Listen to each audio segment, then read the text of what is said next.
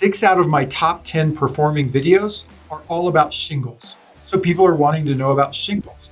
What color shingles should I put up? You would not believe the number of comments that I get from on our YouTube channel about my house is this color and my trim is this color. What color shingle should I put on? Like, I don't know. Black. That's my standard answer. Black. Hey, how's it going? It's Tim Brown, and this is the Hook Better Leads podcast. And today I've got Tracy Bookman of Homestead Roofing out of Colorado. How are you doing today, sir? Hey, good to. So thankful to be on here. Just honestly honored. Well, we've been kind of watching each other's YouTube journeys. We've both been on the come up together. I feel like we're part of the same class, starting hardcore into roofing, YouTubing about 5 years ago or so. It's been a journey. I know that you used YouTube to get leads, but you also just use YouTube to help more homeowners. So some of them aren't even in your area, but they're almost using your content to inform their roofing decisions. So how do you see your channel now? Like, what is your mission with your channel? Well, it's going to sound self-serving, but the mission is still to generate leads for our business. It is our primary means of marketing.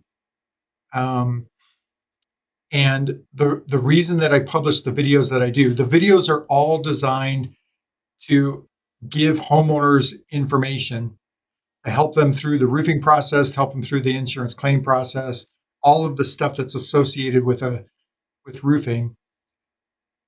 All of our videos are designed specifically for the homeowner to answer their questions. But the side benefit of doing that is that makes YouTube's algorithm like us. So if a homeowner here in the Colorado Springs area goes out onto Google, not YouTube specifically, but even Google, and does a search for something related to roofing, Google shows videos at the top of their search rankings, search results, and most of the time it's ours. I don't know how many people we've talked to over the last few years who have said, yeah, I just went out and I was searching for information about roofers or searching about information about roofing, and your videos came up and I realized, oh, you're right here in Colorado Springs. And so then we get the lead from it. And, the leads that we get that come from YouTube are so far superior to, leads that we get from social media or Google or anything like that, because we've already got trust and credibility established with the homeowner. So that's our primary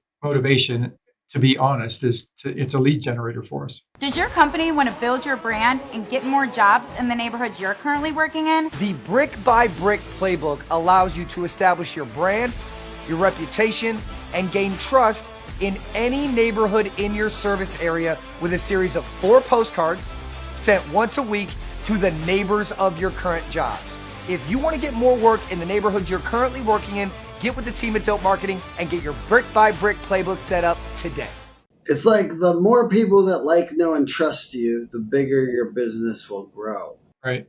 And it's like YouTube is just a really good channel for doing that. And even YouTube videos embedded throughout your website, right? I think that that's something people could do more of. I think if you can answer the real questions that they have in the sales process a little bit more throughout, I think that's something that you do really well. And Dimitri always kind of uses you as an example for this. I think it's partly that, right? And you tell me, but I feel like from outside I can tell you're answering the real questions that people have. And another crazy thing that happens is you start to get momentum. It's a long process, right? You're planting seeds, but you get more questions because now you're a publisher on the internet and people are asking you. So the more you put out content, it's like this virtuous upward spiral, because then more people are asking you the questions, and then you have the ability to make a video about the question that they asked, and then that video does well because it's from real people's questions.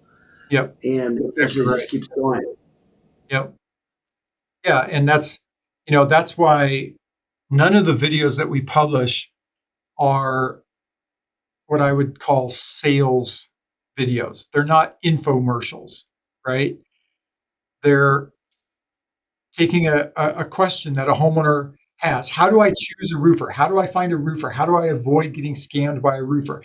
How do I understand my insurance claim document? Mm-hmm. Those are the kinds of things we're making, not, hey, Homestead Roofing is the best roofer in Colorado Springs and you should call us and here's why. And here's four homeowners who are telling you how great we are, et cetera, et cetera. I'm not saying that testimonial videos are a bad idea. It's just not Mm-hmm. not what I'm trying. Yeah, those ones you got to force feed through Facebook ads or something. It's not, no, if you put a testimonial out on your channel, that's going to have no organic. I guess there would be a way to do it. You could put it like roofer or like homeowner has destroyed fascia. We figured out how to upgrade their whole roof. Or you could start with the problem. If you titled it based on the original problem and then like actually case studied how you fixed it or how you handled the insurance or whatever it was. That's a really You good could do idea. it, but generally you gotta kind of pay for those plays on Facebook or something, or YouTube, right? You can do YouTube ads. Okay, so this is different than the way most people have looked at YouTube, right? And I think one of the keys to your success has been, this was my main thing, right? You're not doing 5 other types of major types of marketing. You really barreled into this one thing. So whether it's YouTube for you, the audience, or it's something else, learn from Tracy that he pushed really hard into one method and got really ridiculously good at it. And how many hours a week would you say that you spend on this method? It has decreased recently simply because of the library that we have out there right now. I know that there's a certain set of our videos that are producing the most amount of leads that we're getting. I continue to make videos so that the YouTube algorithm doesn't dispose of us, right? Because What is the category? What is the category of these lead generating videos so that people can take the principle? okay, And sorry, we're going to share with this audience that some of them might actually do something with it, but yeah. So um, maybe this is going to get us in trouble or get me in trouble with your audience, sure.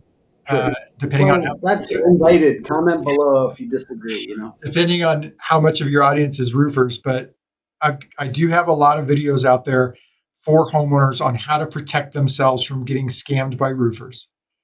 Mm. Because we've talked to dozens and dozens of homeowners who have, not only here in Colorado Springs area, but all over the country, who have explained to us, their situation with their roofer and how they did get scammed or how they thought they were going to get scammed or how they almost got scammed. So we have a lot of videos about that. We have videos on how to get through the insurance claim process. And right now, over this last probably, I don't know, 2 years, maybe last year, 6 out of my top 10 performing videos are all about shingles. So people are wanting to know about shingles. What color shingles should I put up? You would not believe the number of comments that I get from on our YouTube channel about, my house is this color and my trim is this color. What color shingle should I put on? Like, I don't know. Black. That's my standard answer. Black. Yeah. But so I think those are probably those two categories are, how to choose a roofer. We have a whole series on how to choose a roofer, not about how to avoid getting scammed, but just how to choose a roofer, how to find a roofer, how to interview a roofer, and then how to hire a roofer.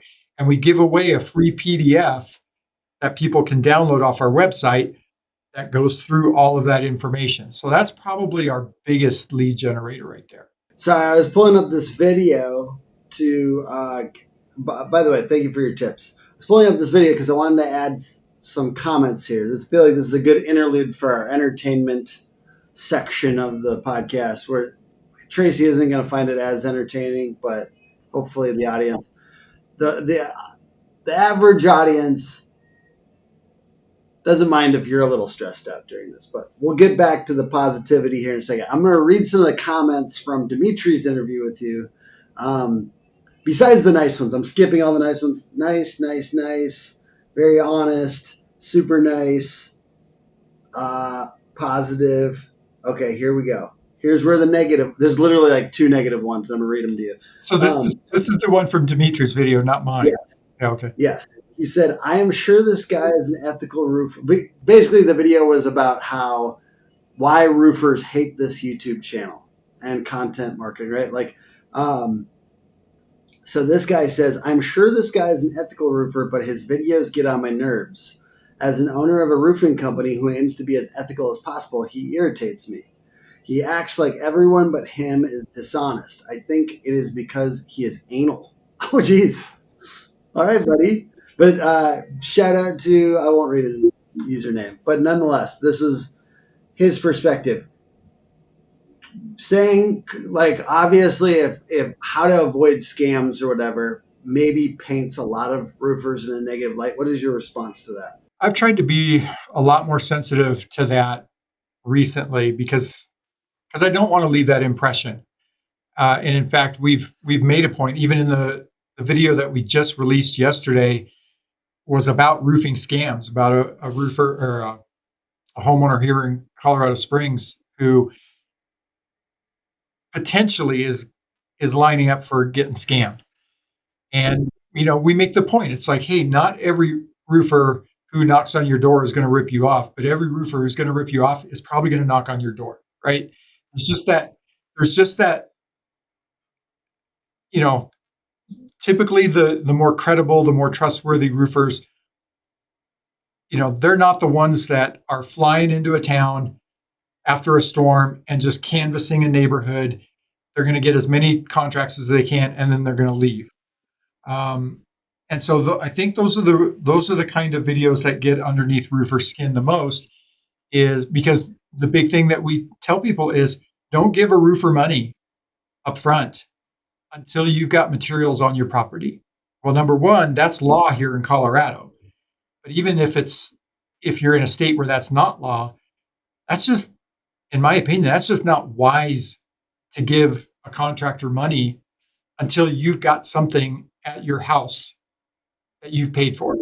Like this homeowner that we talked about in the video we released yesterday, he gave this roofer $11,000 without a contract, without any scope of work, without any estimate, without any promise that this roofer is going to actually do the work.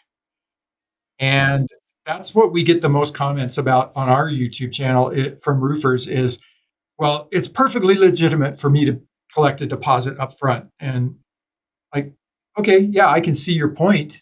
I just don't think it's wise for a homeowner to do it. Did that answer David similarly said, this, just in the same vein, just this is the only, I really had to hunt for these. I'm sorry. But David similarly said, this interview really humanized him on his channel. He talks about all of us as if we're Lee hates, and he's an honest handyman. Did you see that comment? No, that's funny though. So he's saying, talking about it all kind of the same way. And again, I've tried to be sensitive to that because I've seen those comments on my own channel, and I've realized I've tried to grow. Right, I can see their point from some of my earlier videos, and so I've tried to evolve and not make it seem like every roofer except Homestead Roofing is like that. And in fact, just a few weeks ago, we actually had another roofer on our channel and did an interview with another roofer here in Colorado Springs. Because I don't want to burn bridges with everybody in the roofing industry, So bringing it back here. One, we all kind of understand the fly in, fly out thing. And I mean, like, say what you will. It's an industry. And I do think that people hate me because I sometimes talk negatively about that too. So sorry, guys. I also okay, this is how I really feel. Let's just go into it. I feel like if a lot of the people that are still around in roofing from back in the day that are kind of OG storm chasers, and a lot of them actually do have a home field now. You know what I mean? and they know what it is. They have a home field advantage in their area, and a lot of those guys settled down and became a locally famous brand and are figuring it out, right? I kind of have a little bit more respect. Like I do understand that there's this old. There's been some people around. They've been around a long time, and they didn't screw people over, but they were storm chasers, and it's not really the worst thing ever to be a storm chaser. That being said, I'm servicing people that are like local brands, so sometimes people that are storm chasers get annoyed with me in the way I position it because I'm like, I think you should work on being locally famous. I like the business model of storm catching, of making a famous brand. That's just my method. So we all have our own opinions, and I just like when I joke around about it and I do that. I mean, I think I'm gonna debut a character here soon. That's a storm chaser that's gonna piss even more people off. He's got a mullet and the like super extravagant sunglasses and stuff like that. But we're just having fun out here. We're just having fun. It's just And fun. I had lined up a video to make like just like what you're talking about to caricaturize these storm chasers. Yeah. And I had lined up a bunch of people from Beacon Building Supply. They were going to come out and be storm chasing roofer as extras for me. I had like 6 to 10 people lined up.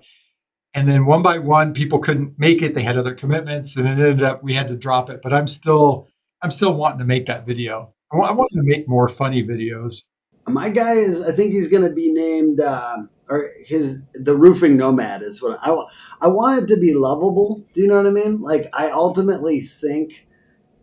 think some of these people are really like real storm chasers. I think they're actually cool in certain ways because I couldn't handle it. I mean, it is a lot of, like, as people, do you know what I mean? Like, as there are absolutely bad stereotypes that are based on some of them. I would say it's probably less than 25% of them that are like actually, you know what I mean, scamming. But I think I don't know. You don't have to agree with me on that. That's just off the top of my head. Do you think all storm chasers are scammers? No, no. I think that a homeowner runs a much greater risk of getting scammed by a storm chaser than he is from a local company. Because a local company is depending on that local community. He's depending on his reputation in that local community. Whereas if somebody flies in here to Colorado Springs or to Denver from somewhere else, nobody in that community knows him. He's going to be there for a summer, collect as many contracts as he can, maybe do the work, maybe not do the work, and then he's going to leave. He doesn't care if he gets bad reviews in Colorado if he's from another state. But roofer in Colorado Springs is going to definitely care about the reviews that he's getting because this is his base of operations. Now, that's not to say that there's not scammers in a local area. There definitely are. I've highlighted a news report about a roofing scammer based right here, and he's still around, you know. So I just think that Well, like for instance, with marketers, people hate marketers and actually talk about them as scammers all the time. Generally, it's water off my back because when I hear marketing scammer, that's talking about somebody else. You know what I mean? That's not me. So I don't. So if you're a roofer and some like even people talk about scamming storm chasers, that's not you, anyways. Don't worry about it. If that's not you, that's not you. Don't get upset. So, it's trying to figure out like shorthand generalizations that can say, you know, that group is not good. You know what I mean? And then people get frustrated, which that people do that for marketers all the time, by the way. So I am used to people saying like all marketers are scammers, and then I just have to like not get offended somehow. You know what I mean? Yeah, I guess I don't get offended so much when people say all roofers are scammers, but it upsets me when a homeowner gets scammed. So somebody flies in from out of state. Well, this was one thing that happened here after a major storm in 2018. There were guys coming down here from Denver because there hadn't been any hail up in Denver. So guys were coming down here, getting contracts, collecting deposits, and then a big storm happened up in Denver and they just left. They didn't do the work down here. Some of the homeowners lost money, some of them didn't. So Yeah, you're just like, those are the things that get under my skin, right? It's not so yeah, much that no. there is a scammer roofer out there. It's the fact that homeowners are getting ripped off by the scammer roofers. That's the thing that gets under my skin. Do you do any videos about manual damage? We have done a couple. It hasn't been the primary focus of the video, but we've talked about it in a couple of videos, which we've got a scam alert uh, playlist, and there's some stuff in there. Gotcha. Yeah, I'm like, it's slowly come to my attention. As an outsider studying the industry, I don't know. I didn't realize it was such a big thing. And then I like start to talk to people that are a little bit more honest with me. And like if storms run out in certain areas that were used to storms, and then these things crop up, you're like, was this a bigger percentage than I realized? Like I didn't realize. I know people have issues with roofers, but I didn't realize that that was as prominent. And then you hear about it like with insurance, even adjusters sometimes just making it easier on themselves. And, so I just get, I'm trying to figure out how high and mighty to be as an outsider. I generally think that's bad. It's hard. I don't want to be the preacher boy. You know what I mean? Especially if it's like, I don't know, if it's from an adjuster. It just seems different. I don't know. Talk to me about that. How much have you heard about that type of thing? And this is like a publication for roofers, not for other people. So hopefully they can get to this point in the podcast. Yeah, They're so listening. so all the stories that we've heard about that have come from adjusters. Not that the Mm, adjuster has done it, but that the adjuster has caught the roofer doing it. yeah. One example was I was talking to an adjuster and um, he denied the roof. So the roofer was out there to meet him. He denied the roof, got in his truck, drove away, and he's just had that gut feel, right? He's like something doesn't seem right. Drove around the block, came back up, pulled up in front of the house, and the roofer was up there with a hammer, smashing the roof up.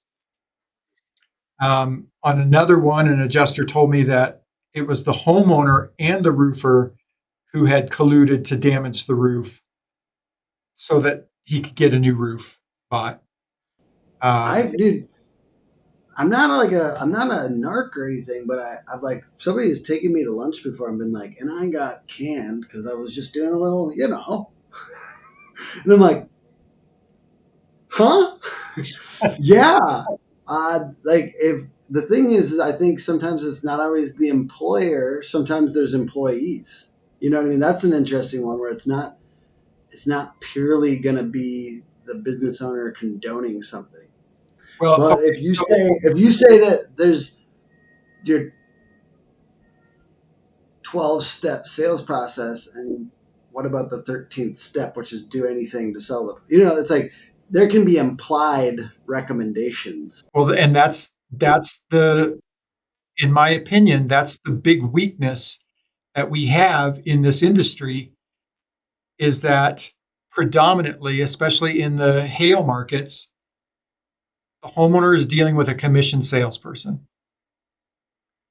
So when your income is tied to whether or not you can sell that job, that just opens the door for the temptation to do whatever's necessary to get the job bought. Mm-hmm. Yeah, you're right. That is a real weakness here. I want to get back to the YouTube stuff. This was a good interlude. Scary one to talk about. Like I said, as an outsider, I don't want to be overly preachy, but I think that I really believe that having ethics and it's a strong element of trust with our homeowners. And if what I feel you teaching is hey, there are issues in our industry with ethics, and that's something to be wary of. Buyer beware. Giving them more buyer beware so that they understand that there are issues, and you got to watch. Can't have everybody up on your roof. Probably shouldn't have everybody up there. And I understand why that pisses some roofers off too. Well, justifiably so. And I honestly don't. I don't feel bad about pissing off a roofer who knows he's out there to scam people. I'm all for it. Okay, so talk to me about the YouTube strategy a little bit more here. So I was asking this beforehand, but I want to ask it again. How much real room is there on YouTube for more channels like yours? Like, how many roofers around the country could be making all this type of content? And by the way, there's no danger in everyone jumping on it because it's time consuming and actually takes a lot of work. It does. Yeah. Especially to do it well. And it takes a lot of consistency for a long time, way before you get rewards, which is the same for SEO, by the way. So, I relate.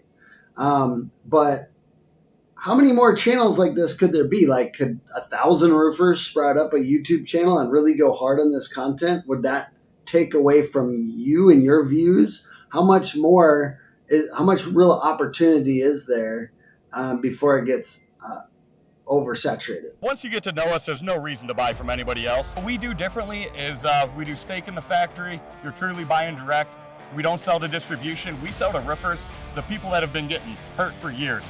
You keep getting price increases from suppliers. We do price decreases. We've had about 4 price decreases this year. VanBoxwellBuilding.com. We have a new website, the Amazon type platform. You go right on there, click it, put it in your cart. We can send it to you, or feel free to give us a call. We'll answer any questions for you. That's a really smart question. So I have been thinking that through a lot lately because we offered to help roofers a couple of years ago get started with YouTube, and we had one roofer down in Orlando who hired us to help him get started, and I went through the process of coming up with 12 video ideas for him, wrote out the outlines, gave him the thumbnail ideas, the title ideas. I did everything for him. All he had to do was shoot the content, edit it, and upload it. Out of those 12 ideas, how many videos did he make, do you think? Based on the way you asked the question, 2. Yeah, so I did everything for him except shoot the video. He didn't make one video, 0. And he paid me for all of this. Okay, so how much room is there? Well, I think there is room, but like you alluded to when you asked that question, is how many people are going to be willing to do it? Because if I'm dedicated to being consistent at it, number one, I have to do all the research to figure out what videos am I going to produce. Then I have to think through what's the title of that video going to be. And I like to batch record. So I prefer to do like 3 or 4 videos at a time. So that means I have to think through, well, what title is going to get the most attention? Then I have to figure out what is the thumbnail going to look like. Then I have to write either the script or the outline. And I have to shoot the video. So if I'm doing this the way that I want to do it, treating it like it's a legitimate means for me to get business for my company, I might put in 15 hours a week on YouTube, maybe more. Okay. So somebody's going to have to dedicate themselves to do that. So there's lots of room. There's lots of room. But if somebody wants to do it, they're going to have to figure out a way to make themselves unique from the Homestead Roofing channel. Because the Homestead Roofing channel is specifically designed for homeowners to help them through this process. So if I was going to try to start another YouTube channel, or if I'm another roofer and I want to try to start a YouTube channel, I'm going to try to figure out a different angle. For example, Sheffield Metals has a channel called the Metal Roofing Channel. It's a great channel. You've got like 48,000 subscribers or something like that, 7.6 million views. It's a great channel. And most of their content is designed for homeowners, not for roofers. Okay, so if I want to start a new channel, maybe I focus in on metal roofing. I try to niche down instead of trying to be so broad, or synthetic roofing. You know, um, I don't know if you know Joel Patsky down at True Works Roofing in Houston. Yeah. Yeah. So he has a video on his channel. The best performing video on his channel is about synthetic roofing. It's about Brava. Oh, And Bravo. Okay. yeah, and so I actually went to Houston a couple of years ago and did like 3 or 4 videos with Joel. And those videos perform very well on my channel. Mm, So nice. I think if somebody's wanting to get into YouTube, which I think would be a great idea, Hmm. figure out an angle that's going to draw people to you, right? Like, I don't do a And I whole lot. mean, Well, here, having done a lot of, hang on just having a done a second. lot of these, I want to sorry. finish. I got one more thing. So, like, I don't do a whole lot of metal roofing. So I'm not super knowledgeable about it. So I don't have any videos about metal roofing on my channel. But I know based on how successful a metal roofing channel is, there's a lot of Mm, opportunity in that specific space. So I would figure out a yeah. niche to get into. Yeah, that's another thing that compounds as you go on in YouTube growth is you see you have so many examples of things that worked and you have all the analytics on the backside. So you're like, here are the 15 videos that are just cranking still, and then I can make more like them. So that's what's interesting too, because you and I, when we first started this, like a little bit heavier, like and we talked after a year or two or something, it's like we didn't have that much evidence to what worked per se, but now I could tell you 10 things off the top of my head. I just thought of like rubber versus plastic roofing. Um, or it's like I did an F wave versus Euro shield. Like I've done some like versus stuff and like kind of those types of versus conversations. Um, Definitely always Yeah. color stuff takes off. I think obviously I have more in most of my views are a little bit more B2B, so it's like roofers and stuff like that. But I think that's a momentum thing. When Tracy says it's going to take you longer than you think, and it's going to take a lot of effort and ongoing consistent effort, like the good news is you just get so much more examples of what's working, and then Yeah, another opportunity for a roofer. Now there is some competition in this, but I think that you would gain traction on it really fast is do-it-yourself mm, videos.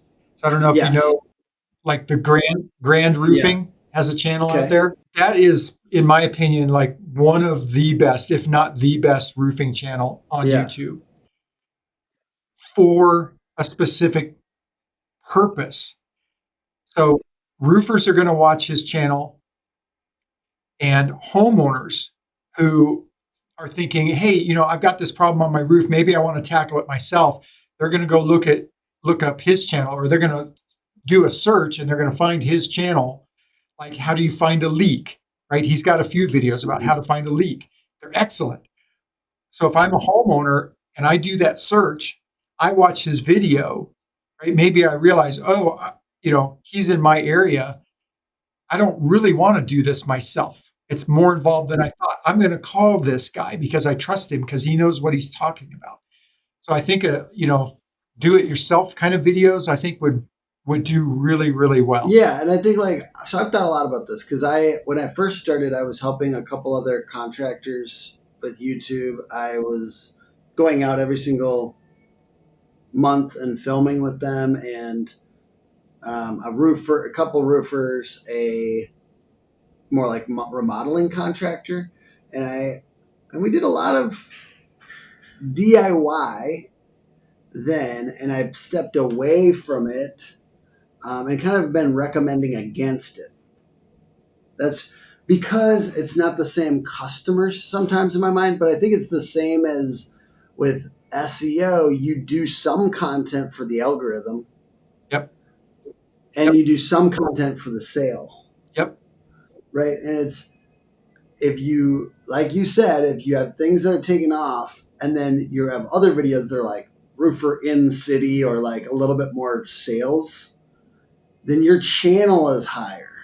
Your channel is higher, and Google and YouTube are going to show your more sales driven stuff a little bit more too. So I think I've kind of come full circle on that, and I would be back on the DIY. The reason people don't do it, wait, get controversial for a second, because they don't have the person that actually does the work on their team. Yes. Yeah. But that's right. Another thing. Like, even if a homeowner sees that, they're feeling the trust, right? And I think even for us, getting out on the roof is like more than most marketers do. So just getting on a roof is trust. Like, hey, he's out there. At least he's trying. And I even fail a lot when I try to do a little like repair here, like whatever. Like, my shit's bad, but but I'm just saying, like, even then, in a way, it creates trust. And I think more in the situation videos. Get onto roofs. Like, even if you're this like a sales driven owner, this would be my consult. This would be my consulting to people. Get on the roof. Show yourself trying things. Like, obviously, roofers are going to hate, but like, homeowners like to see you in context and a little bit of craftsmanship, right? Like, knowing how to do something doesn't mean you're doing it every single day for every single client.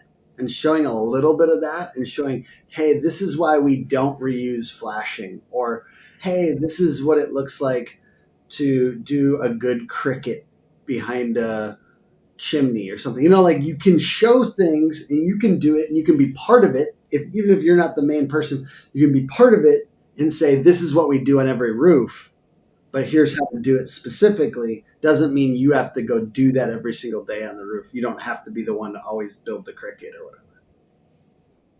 Yeah. Yep. What else do you think is like winning sales content? Because I always just say do stuff around the sale, like, because then you can send the video out to a homeowner who's actually considering. Do you have any of those videos that you like have actually helped you get jobs after you already got the lead? Like, you send them this video and it helps sell? Yeah, that's actually a smart question. And we have used a lot of our videos in that way. I actually have a video in the signature on my email, but like, we just finished a Brava job, and it was a lead that came to us from Brava. We were competing against a roofer who told the homeowner he would do the job for no profit, just because he wanted the job, because he wanted to get into that neighborhood, because it's a whole street full of concrete Spanish barrel tile. Okay. And they want to replace every roof on there. So they were telling this homeowner, who was the first one to look at replacing his roof, they told him that they would do it for no profit. They would do it for just the cost of the materials and labor. Well, Brava sent us to him, and we were talking through stuff. And so I just started sending him the videos that we have about Brava. Like I say, we've got, I think, 4 or 5 different videos about Brava out there on our channel. So I just started sending him those videos so that he could see we knew what we were doing with Brava. We had experience with Brava. We've been investigating Brava for the last 4 years before we started installing it. And that won him over to the degree that he felt like he could trust us and was willing to pay much more for us to do the job than to have this other roofer do it for a much lower price. It says a lot. So yes, we do use our catalog of videos to help us win jobs with people who maybe didn't even find us through through YouTube. What do you think? Like people that aren't going to go hard on YouTube, because that will be most people listening and watching. What is the principle, the overarching principle that you feel like you've demonstrated here with the amount you're getting business, but you're also getting people just asking you questions. The amount of attention you've been able to get. What is the overarching principle? If they weren't going to go run out and do YouTube, is there anything that they can use more readily in whatever marketing they're doing? That is not a question I feel qualified to answer because our top three sources of sales, sources of leads that result in sales are, in no particular order, YouTube, referrals, and return customers. So historically, referrals and return customers have outpaced YouTube for us. This year, YouTube is our top sales generator. So we've tried Google. When I say we've tried Google, in the past, everything that has come to us from Google has all just been organic without us paying for ads or anything like that. And it used to perform well for us. I think now what's happening is now that Google is showing YouTube videos in their results, people are doing a search on Google, they're seeing our videos show up, they're going and watching our videos, then they call us and they say, I found you on YouTube. Okay. So I I don't really have a good answer for other people about what else to try if they're not going to try YouTube, because YouTube is such a good performer for us. I mean, we're in the seven-figure revenue generated from sales from YouTube. Yeah, I'm going to throw out mine just because this is the way I look at it. Is like Tracy is not doing anything crazy magical. You know what's crazy? What's interesting is you and I got to watch ourselves from the beginning. You watched mine, I watched yours. And I know how bad your first videos were, brother. And when I say bad, I just mean low production. You did a great job. Well, they were bad. It's They funny were though bad. I'm not because afraid to say like it. you probably saw mine. Like you know how bad my shit was at the beginning. I think anyone can start. That's what the beginning tells you about either of our journeys. Anyone can start, and you answer the questions homeowners have. You answer the question your customers have, and I took from you and you took from me. Don't always take from the people 10, 20 steps ahead. I got this podcast set up now, a fancy guy or whatever. But like, I was just copying Tracy I think I was copying you. Like, I was just doing videos walking around my neighborhood. Like, you were doing videos. And Yeah. I think, like, people just need to, like, kind of look at the people. Think of yourself in a class with other people that are starting around the same time as you and go hard with them and, like, maybe compete a little back and forth, but think about it like I don't have to be fancy guy with a bunch of stuff yet. And that's That's yeah. exactly right. I mean, Grand Roofing, I just looked at his channel. He's got 53,000 subscribers, and all he uses is his iPhone, right? Or a GoPro. He'll put a GoPro on his head or on his chest.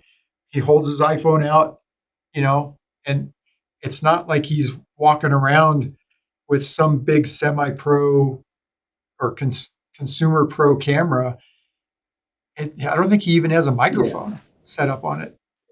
So yeah, and to your point, when somebody gets started, their first 100 videos are going to suck, and that's okay, right? Because that's how you learn. That's a great note to end it on. Tracy, where can people check you out? Homesteadroofingcolorado.com. Hell yeah. That's And about it. subscribe on YouTube to this guy. YouTube, yeah. Especially you that The whole thing. are going to actually try some stuff. Just watch what he does. And Grand Roofing as well. Sounds like a great one to follow. Thank you guys for watching. Yeah. Thank you, Tracy, for taking the time, man. Always generous. Yeah, thanks so much. Like I say, I feel honored that you would want me to come on. Oh, of course. Thank you, everyone, for watching. Podcast is put on by hookagency.com, Hook Agency all over social media. Appreciate y'all.